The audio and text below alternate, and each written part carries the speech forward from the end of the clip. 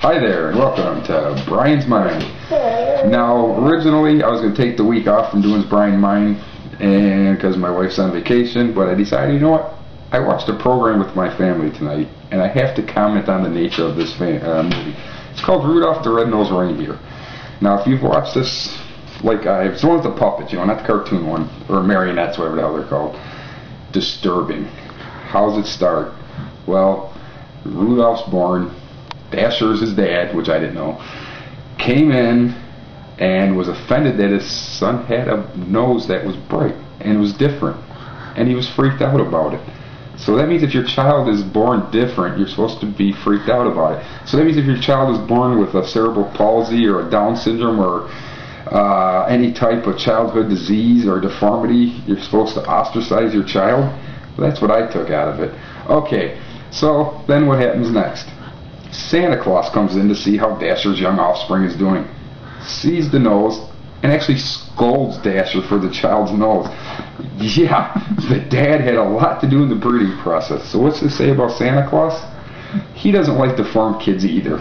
Santa Claus does not like you unless you are a perfect 10-fingered, 10-toed, 2 eyes, 1 nose, how many ever teeth, 2 ears kid. So if you have any other deformity, Santa Claus is not bringing you anything. If you don't believe me, watch Rudolph the Red-Nosed Reindeer. Okay, so now what happens? Next scene. Santa goes to, they show Santa's workshop. There's an elf there working, but he does not really painting because he's really slow because he'd rather be a dentist. So do they encourage him to pursue his dreams? No. You will make toys and nothing else. Remind you of anything? Yes. Walmart's hiring practices of Chinese sweatshops and all their toys. You will make the toys and nothing else. You have no choice but to be that person and nothing else. So, there you go. He says he wants to be a dentist. They ridiculed him, ostracized him, told him, get back to work. Okay, next scene. They have a type of games for reindeers. Now, what happens? Well, before they get to the games, the dad makes Rudolph cover his deformity so nobody will make fun of him. So what happens? Now he talks like a god's not wrong and they don't understand me. Yeah, that's not annoying. So you'd rather have your son sound like a total billowweed than have a red nose. No big deal. Okay, so he falls in lust with this girl because he's obviously too young to know what love is. It's the first time I ever seen him. Love at first sight, my ass. Anyways, what happens? They see his red nose and make fun of him. So what this film is saying is that if there's kids at your school that are different than you, mock them. Where does I think this plays, considering what year the movie was made in? Black children.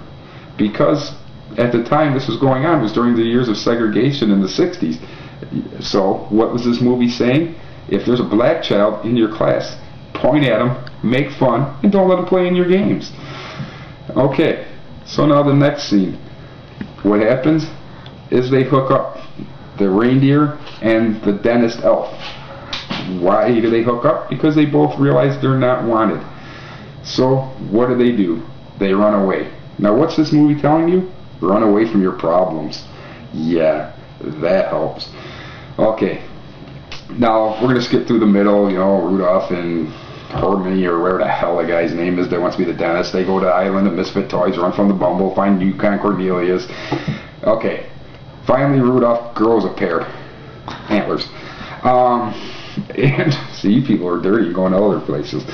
So anyways, besides, the best way to see his problems is to face them head on, and he goes home. Well, what happens when he goes home? There's Santa there to say, hey, they left for you. Went looking for you, but you took off like an idiot. So now what's he got to do? He's got to go save the day.